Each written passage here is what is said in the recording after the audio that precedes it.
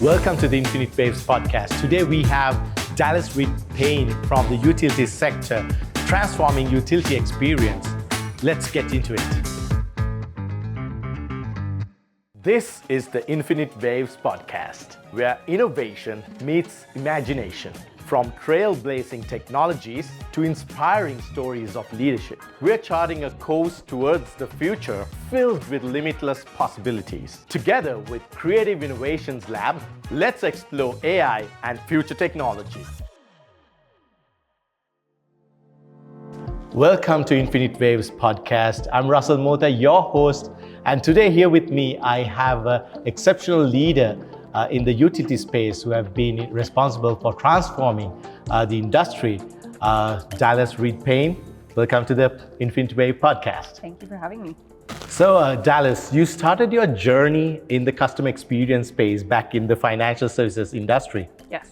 And I'm curious to know, your transition into the utility space is a very matured industry, which is very broad. If I ask, what would be the main differences in these two industries in the role that you're in right now?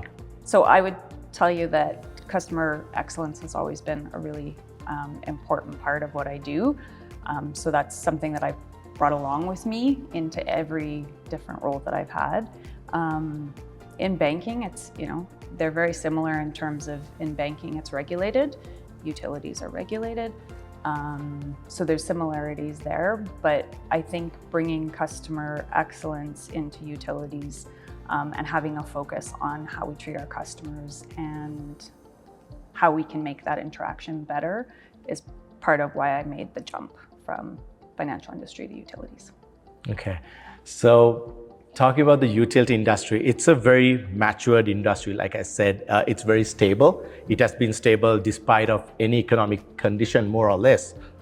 And I'm curious, in your role as the transformation lead, how or what kind of expectation are you looking into changing this area? So I'm on a team that's really about transformational change right now. And part of that is, it's a new department within our organization, and we are trying to look at change from a different lens. So technology is always changing, it's always getting better. People, processes, things like that. So anywhere where there's going to be a big change that comes in, where it's going to affect the people, whether it's in the department or the building or whatever it happens to be, our role is to figure out how to make that a better process so that people feel good at the end of it and they adopt whatever the change is that's being presented. So do you find any similarities between the utility sector and the financial sector? There's similarities in terms of financial sector. You're dealing with money and nothing upsets people like money, right? So that you have those reactions. So you get the good and the bad in terms of what the customer is presenting you with. It's the same thing in the utility industry. So, somebody's power has gone out, they're calling in, they are possibly scared, they don't know what to do. They need help. So you're seeing those similarities in terms of things. The industries themselves, I would say they're very different, but there's similarities. And I think there's similarities in how, any industry you go into, it's how you treat the people you interact with and what that looks like. Yeah, you brought in a very cool point, which I strongly believe is that we are all in the people business.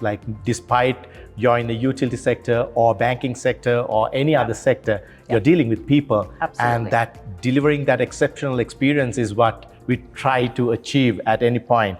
Yeah. So I'm just thinking, for utilities, I'm just thinking about myself. For me to call my utility company, there has to be something wrong. You don't call the utility company to say, hey, Happy New Year, how are you? You don't do that. It's more or less a lot of critical issues that you have to deal with when dealing with experiences for your customers. How does that reflect in your team? So, I think every utility probably has what we would call like a customer service center or customer care center, where those are the types of calls that are coming in. So it's how you locate the customer, figuring out exactly what has happened and the reason that they're calling in. And yes, things are sometimes like my power is off, but it could be that they're calling in because, the winter is over and the ground is thawing and they want to put a new service in. And what does that look like?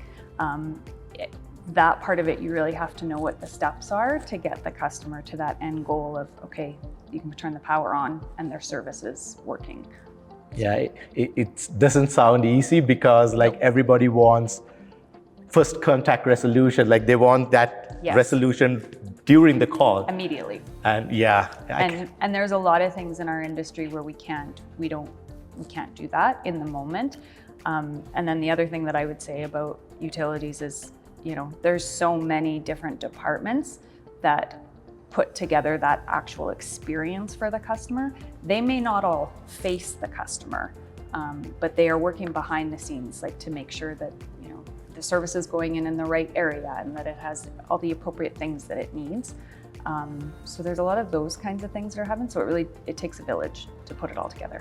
Okay, I know I asked this question before as well in a very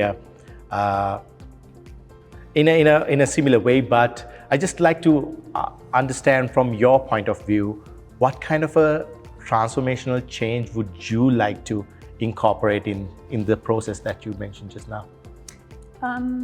So we do our team, which is it's still new. We deal a lot with we're bringing in a certain technology, upgrading a program, making some sort of enhancement. Maybe we're changing a whole program. A lot of what we do has to do with mapping. So you have to have the right software. You have to have all of these pieces that have to fit together. If a customer calls in from rural Alberta, we have to find them. We have to figure out where they are first. And sometimes people don't necessarily know, right? So I would say there's a lot going on in that space. And then in terms of bigger changes, that's where our team comes on board, because we want to make sure that whatever is being proposed and we want to be adopted, that we're successful in that process. I sort of feel like, anytime we get involved, there's going to be a plus at the end of it, whether it's we're going to help them be more efficient, we're going to save them time, we're going to save them money.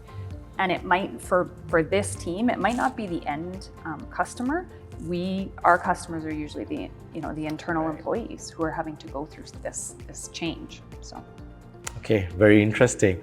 And you mentioned about technologies that you need to kind of bring into it. So you might not heard about something called AI, which is the biggest buzzword in the world right now. Right. They're trying to bring AI into almost everything. Yes. Even into just a piece of paper, they want to put AI paper. Yes. So it's a very big buzzword. And I'd like to understand if from a utility point of view, has AI approached that industry yet, or what kind of future evolution that you're looking into that with AI? Is there any speculation in that area yet? Yeah, I think we're adopting it maybe a little bit slower than some, but we're still adopting it nonetheless. And I mean, AI is one piece of it.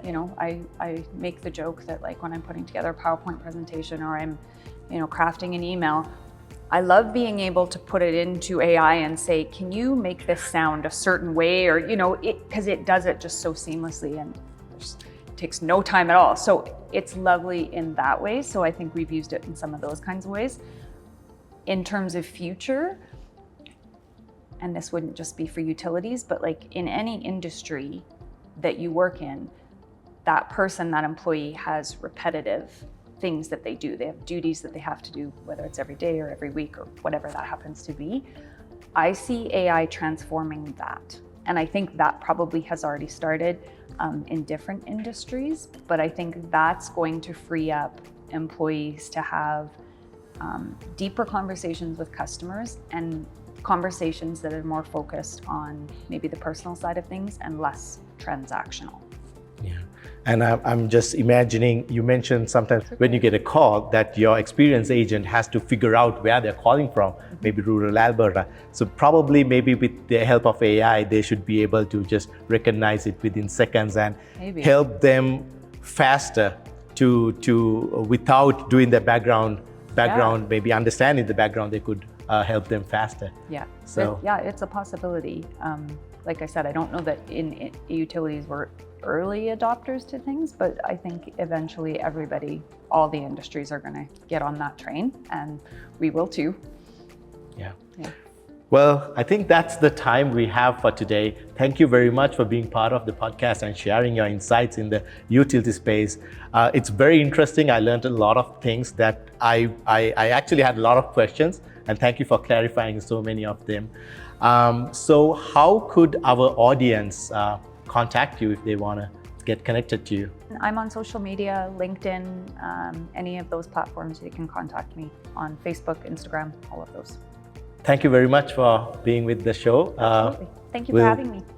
Love to have you again.